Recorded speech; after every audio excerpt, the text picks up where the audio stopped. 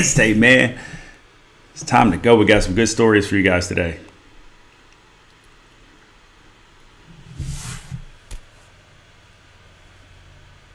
Thank you guys for joining me. Unafraid, right or wrong, it is Wednesday. It's Wednesday to what? It's Wednesday, September 20th, 2017. I'm George Reister. Thank you guys for joining me today. We got a couple great things on deck for you guys. First of all, please like the feed, share the feed, continue the conversation. We'll keep this great thing going. We got a couple things on deck for you guys today, and it is Lakers Warriors. That is going to be the new rivalry in sports. Like, it is not going to be any other thing, and it is going to be the greatest rivalry that we have seen in quite some time. Better than Cavs, Warriors, better than anything that you have seen since Lakers Bulls, since Celtics Lakers, anything like that. That's how big that this is going to be. Next thing is Eddie Lacy. So Eddie Lacy, it's funny because we tend to kind of make fun of the whole like fat shaming thing and all that. But when you look at what's happened to Eddie Lacy, it's very interesting. Then we got the Pac-12 power rankings and also reaction to Kevin Durant and his whole little fiasco of his whole little fiasco in terms of him wanting to reply and quote unquote clap back at people who are, come at him foul on Twitter or social media. So first of all, let's get to it. Let's get to the Lakers and Warriors. I'm telling you right now, this will be the greatest rivalry in sports. It will be the greatest rivalry that we have seen since Lakers Celtics. And I'm going to tell you why. Because first of all, there are compelling characters. You have Lonzo Ball, who's there, whose dad says that he's better than Steph and all this. Lonzo's going to be a good player. So you already have that added aspect in, which is going to build momentum, build excitement around the game. You're going to have Paul George in a Laker uniform. You're going to have LeBron James in a Lakers uniform. That already in and of itself creates storyline, because people are going to hate that LeBron is in LA. They're going to hate the fact that he's created another super team and all that. And you know what it does? This is actually the greatest thing for the Golden State Warriors, is LeBron going to the Lakers. It ensures their core stays together. Because, of course, Steph is going to stay there. He's under contract for 5 more years. Of course, Kevin Durant is likely to stay there because, he's in a good situation. He's winning. But the two key pieces that people don't realize can get out of there pretty soon are Klay Thompson and Draymond Green. Their contracts are up in 2 years. Well, one of them's up in 2 years, the other one's up in 3. But guess what? They can get out of Dodge. But they will not do it when LeBron's right down the 5 freeway in LA. So he's going to ensure the Warriors stay together, because if they leave, right? Because there's this idea that Klay Thompson and Draymond Green will want to do what Kyrie did, go get their own team. But if they leave, they know they won't win championships, and LeBron's going to get to do it. And that's all of their biggest rivals. All 4 of them. Steph Curry, Kevin Durant, Klay Thompson, and Draymond. They all have it out for LeBron. So they will stay together. We used to enjoy watching Cavs, Warriors. That rivalry was great, right? It provided us 3 years of championships. But it will not compare to Warriors Lakers. And the reason why is simply because of when you look at what happened with that report that came out of the NBA teams that were losing money. The Cavs was one of the teams that reported losses. But you know who was the greatest team in terms of making money? Out of all of them, the Los Angeles Lakers, buddy. The Los Angeles Lakers make the most money out of any NBA team. You know why? Because people care about the Lakers. They are the most important NBA franchise. And the Lakers are bad right now. The Lakers are bad and still making buku cash. Now imagine what happens when LeBron James walks through that door and Paul George walks through that door as well. Imagine what's going to happen then. Yeah, NBA ratings are going to soar through the roof, and your rivalry is going to get bigger and better. There's going to be more coverage for it than you have ever seen. Because the truth of the matter is, the Cavs are still a small market team. I know that there's Twitter, there's Facebook, there is, all sorts of engagement that allows us to get closer and deeper into the game and with the players and all that. But the reality of the situation is they are still in Cleveland, which is the armpit of America. It is. Nobody grows up and says, you know what? Oh my God, I can't wait to move to Cleveland. They don't say that. I mean, it's like me. Me and my kid, me and the family, we had a baseball tournament. My kid had a baseball tournament in Omaha, Nebraska. I thought Omaha, Nebraska was one thing. I showed up in Omaha. Omaha was another thing. Enjoyed Omaha. Big props there. But that brings you to the point is that people aren't checking for that. Real estate values and prices aren't skyrocketing in Omaha the same way that they are in LA, New York, Miami, Chicago, Houston, any of those places. So that's why that this rivalry is going to be something like you've never seen, because LeBron is a traveling circus. I mean that in the best possible way. Like, people care about what he does. And so you have the two players, LeBron James, who's the most cared about NBA player in terms of people watching, people following, because he's polarizing. People want to see him lose. People want to see him win. They want to criticize him, all that. And on the other side, you have Lonzo Ball, who is the second most cared about NBA player, even over Steph Curry, even over Russell Westbrook, even over Dwight Howard and whoever else that you think that you like and is important in the NBA. Nobody cares about them on the same level that they care about LeBron James and they care about Lonzo Ball. Because when you look at this whole situation, Lonzo Ball and his entire family has been able to create a desire to watch them and a desire to see what they are doing. People care about what the balls do. That's just the truth of the matter. They do. They care about what the balls do. They care about what the balls do. There is no getting around it. There's no denying it at all. So that's why this rivalry is going to be savage. Like, it is going to be the biggest thing that you have seen and that you care about in such a long time. The next thing up, Eddie Lacy. We want our athletes to share with us and be open with us, and we want them to be honest with us, even if it hurts. Even if it causes them to expose themselves and to be human. We say we want that, right? As fans. But then we turn around and abuse it.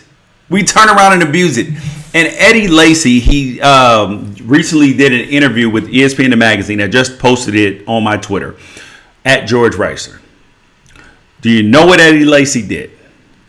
Eddie Lacy exposed himself and his feelings and what he cares about and what matters to him. And do you know what we do? We turn around and we shame him.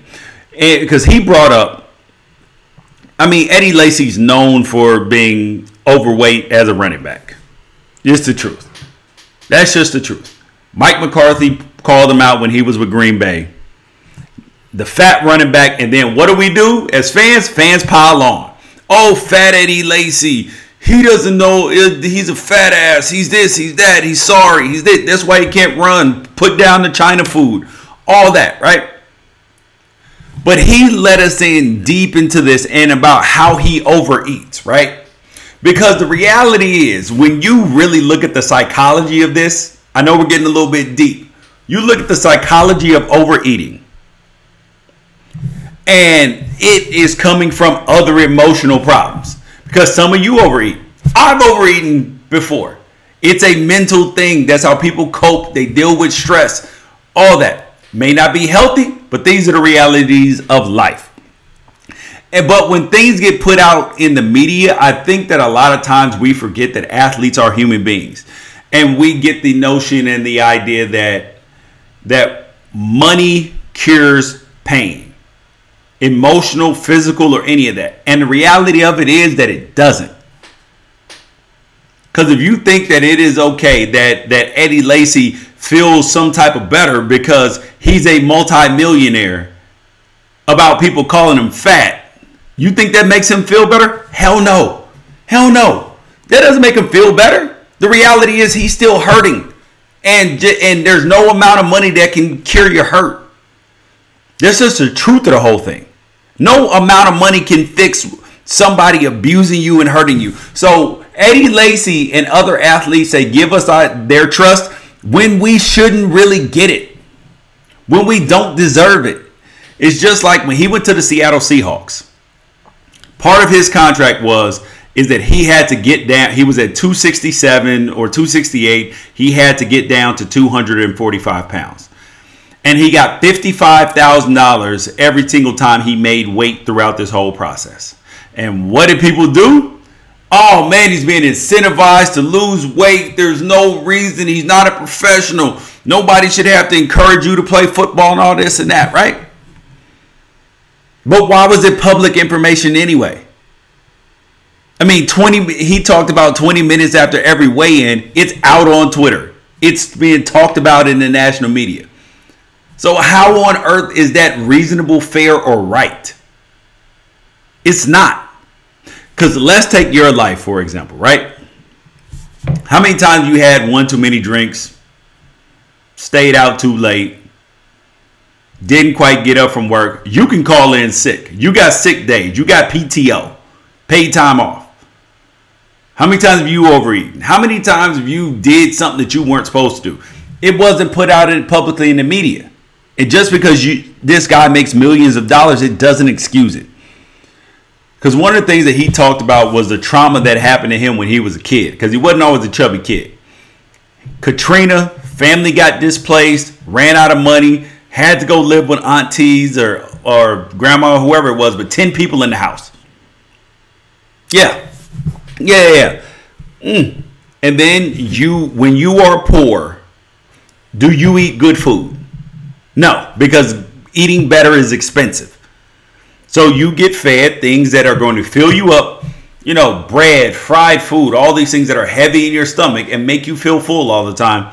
And you have created poor eating habits, which transcend over into adulthood, obesity, high blood pressure, cholesterol, heart disease, all these things. So remember the next time that you're fat shaming Eddie Lacy, let's just remember that these athletes are people. That's my public service announcement for the day. Next up, though, is Kevin Durant.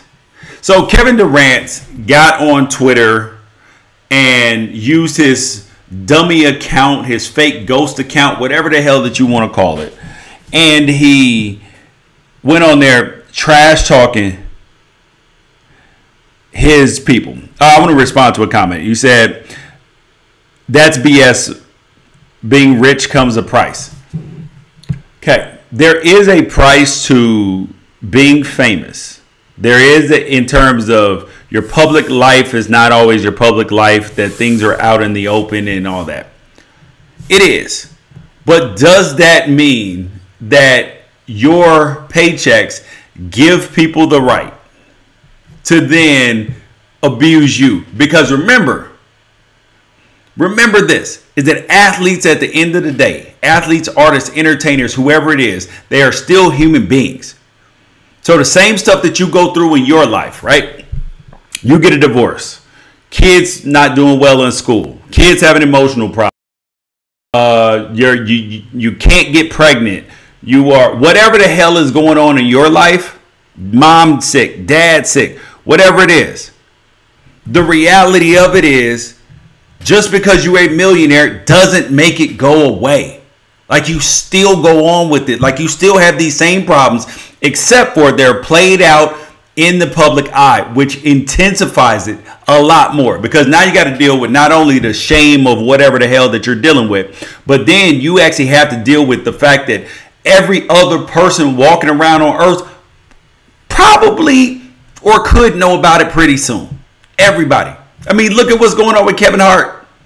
How many people cheated? I mean, like, how many dudes cheated on their wife or cheated on their significant, or women cheated on their husbands or whatever in the last month in the United States. A lot, right? So, but how many of them actually have to deal with their kids going to school and being tormented because of that? Because your dad's in the media or that. Because, so that's why these things don't just affect one person. They affect everybody. Got to always remember that. But back to Kevin Durant and him going off with his side account, ghost account, whatever it is. So I have multiple Twitters and I have multiple Facebooks. But one of them is literally just for food. One of them is literally just for food. And it says that I curate the account. It's called Celeb Eats TV. It's talking about all the places that I love to eat, all places I've eaten around the world, and all this stuff that I like to share so I can talk to people about it because I love food. But I'm not getting on there talking about trying to defend myself against this.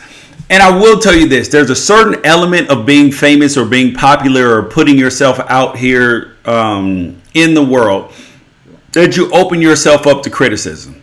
But there has to be something inside you that says and realizes who you are. You have to know, are you a person who can see the comments, not care about the comments, or are you a person who needs to just ignore the comments completely, like don't read them or any of that? Kevin Durant's a person who doesn't need to read the comments because he's got this DGF, I don't really care attitude, but truth be told, you really care, buddy. And then he did something that I don't like, right? He did something that I don't like. So at the Tech Crunch, he came on and apologized. Said his comments were idiotic and childish. And that's what I don't understand. Like, why? Like, why did you need to apologize? One thing that gets me out faster than anything else is bad apologies, is senseless apologies.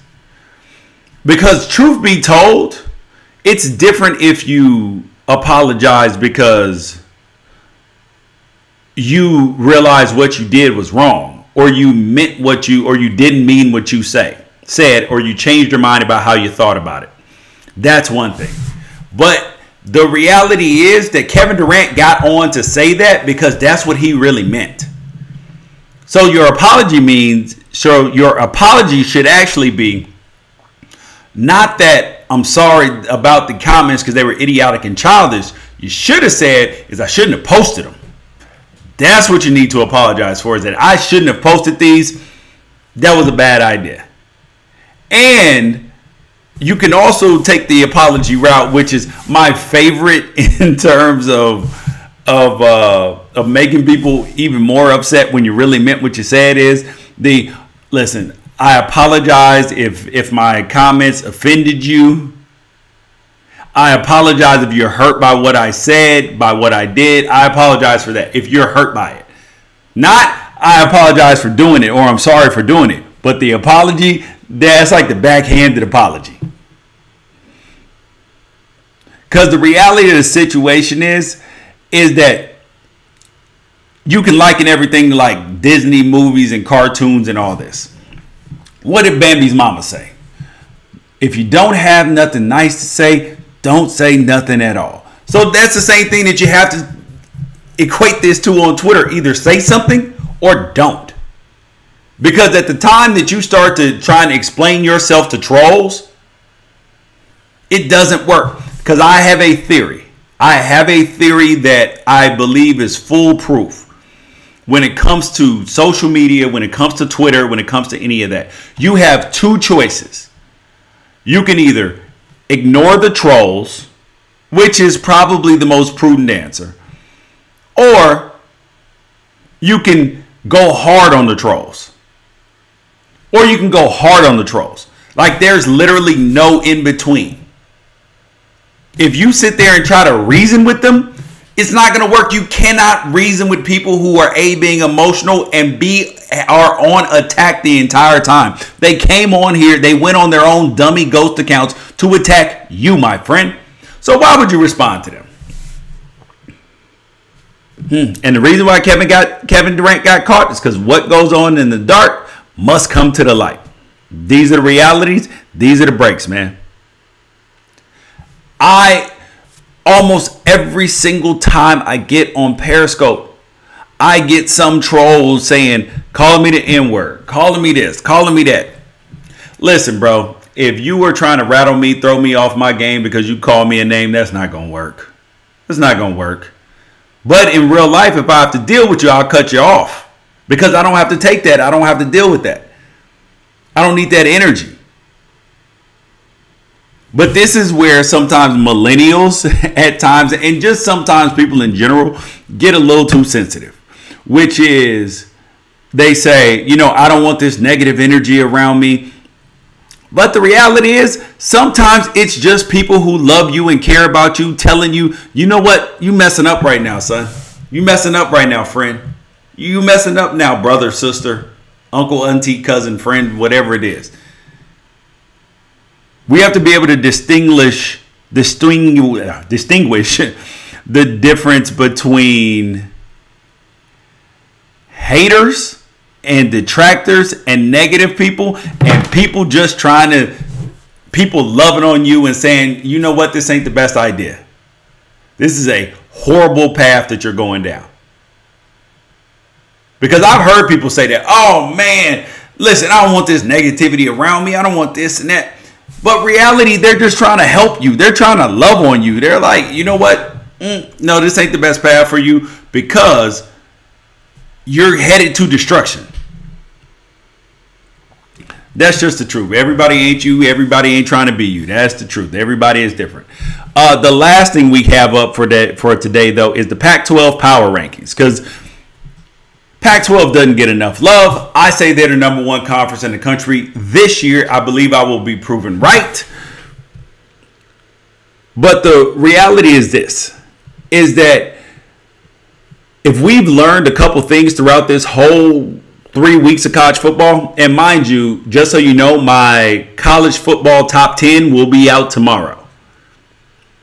Every week, you'll be able to find those on, I will post them on my Twitter at George Reister. One team, though, I am definitely in favor of relegating teams. I like that idea. That's one thing that soccer and English Premier League have right. They relegate teams. They relegate bad teams. They kick them out. The bottom team in the conference gets kicked out every year. Then they bring in somebody new from one of the lower leagues. And that should happen in the Pac-12 right now. The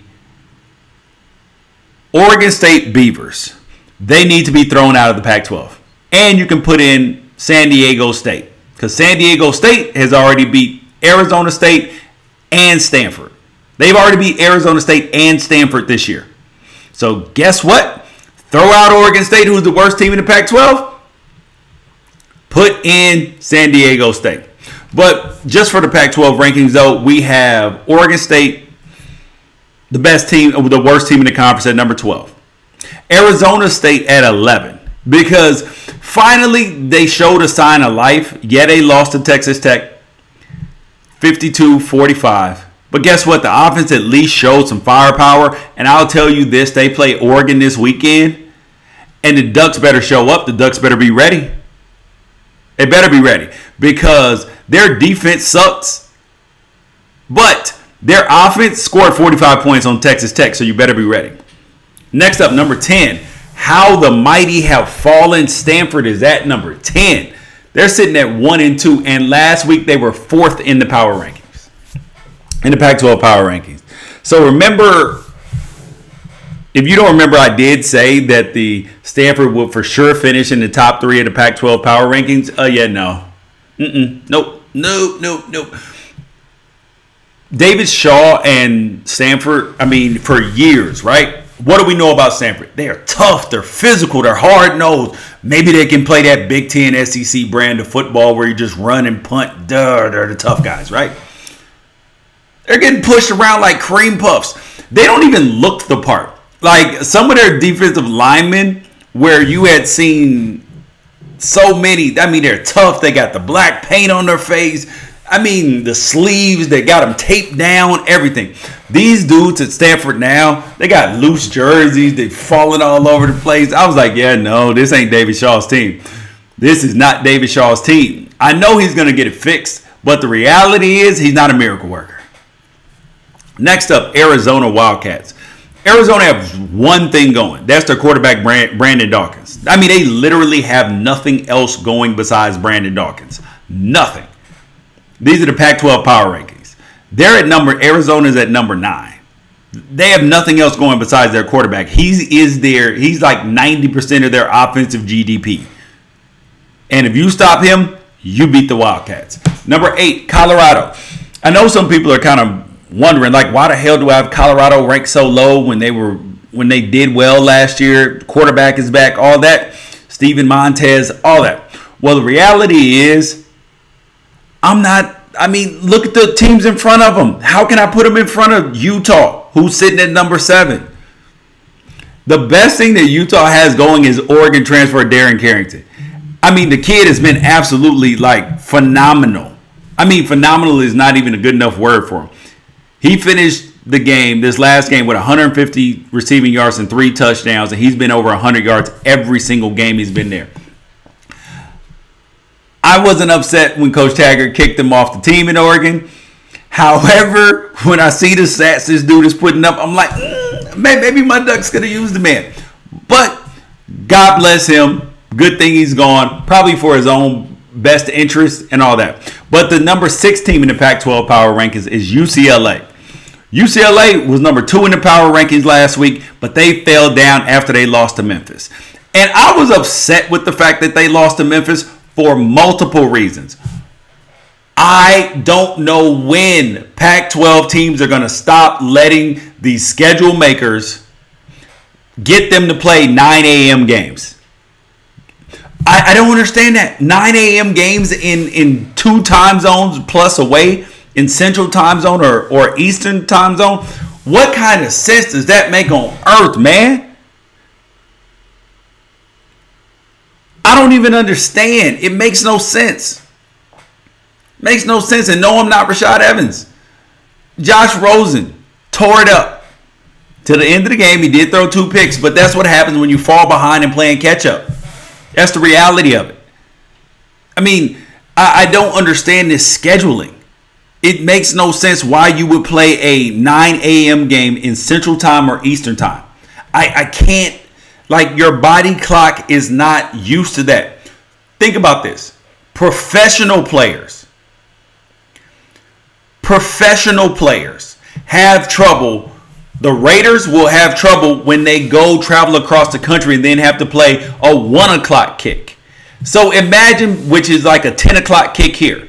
So imagine playing even earlier, and these are college kids, so they're not even up to the standard of pro players. Makes no sense. Number 5, the Oregon Ducks. I know people want me to rank the Ducks higher than number 5 in the Pac-12 right now, but I'm not doing it. I have to be objective. I have to be fair. I have to be honest. Because 2 reasons. Really, they've only played 1 decent team in Nebraska. Yes, they beat up Southern Utah. Yes, they beat up Wyoming. But I am literally ranking these teams, whether it's in the Pac-12 power rankings or the top 10 that'll be out tomorrow. I'm ranking these teams based on what they've done. I do not care what your potential is. I want people to schedule people, and if you do not schedule people, my friend, you will get slammed in my rankings. That is the truth. So that's why Oregon is still number 5 in the rankings when they were 5th last week. And Arizona State, they have them coming to town this week. Number 4, the Washington Huskies. Oh, I know Huskies fans are tired of me right now. Go ahead, be mad. Call me a hater. Please. Please call me a hater. Please do, because I know that's what you are. You're saying, oh, he's biased because he went to Oregon. He hates Washington. No, what I hate is Washington's schedule. I hate the fact that they were in the college football playoff last year and their first 3 games were against Fresno State, Montana, and Rutgers. That's what I hate. And I hope the college football committee buries you and puts you in purgatory, even if you finish undefeated. Something must be changed. I mean, it's ridiculous. We literally know nothing about this Washington team because there hasn't been anything eventful about them. It's ridiculous. That's why they were jumped by the number 3 team, which is the Cal Golden Bears. I cannot tell you, simplify as well, brother. I cannot tell you how surprised I am that Cal is sitting at number 3 after their first 3 football games. When I saw that Cal had Ole Miss and North Carolina in 2 of their first 3 games, I saw L's. I promise you, I saw losses. The main reason is because Cal had been one of either the worst or one of the top 4 worst defensive teams in the country, not just the Pac-12, in recent history, in the recent last like 2-3 years. Either the worst in statistical categories or 3rd or 4th worst. So when my former teammate Justin Wilcox took that job, under no circumstances did I believe that Cal would be sitting at 3-0. No way. Do I think that they'll stay here at the number 3 spot? No. Do I think they'll finish here? No. But I do think that they've established themselves as somebody to deal with in the Pac-12. I do. You can't just think that you're just going to show up and beat up on Cal anymore. They're a real football team. Number 2, the Washington State Cougars. I like Luke Falk. I like Mike Leach's offense. They've always been able to score. They've always been able to pass the ball, but they're playing defense. When you watch the Washington State play, they are able to stop the run with their front 7 without blitzing. That's what Alabama does. That's why Alabama is able to be so successful. They can stop the run with their front 7 and play 2-man behind it. It's excellent. The number 1 team is the USC Trojans. The USC Trojans, likely, when you see my top 10 tomorrow, you will likely be surprised at where they finish. Because I reward teams who have scheduled people and teams who win. That's who I reward on the Right or Wrong Unafraid top 10. That's who I reward. And in the Pac-12 power rankings, USC is rewarded again. Because they not only play 12, they play 12 straight weeks with no bye, right? First of all, 12 straight weeks, no bye.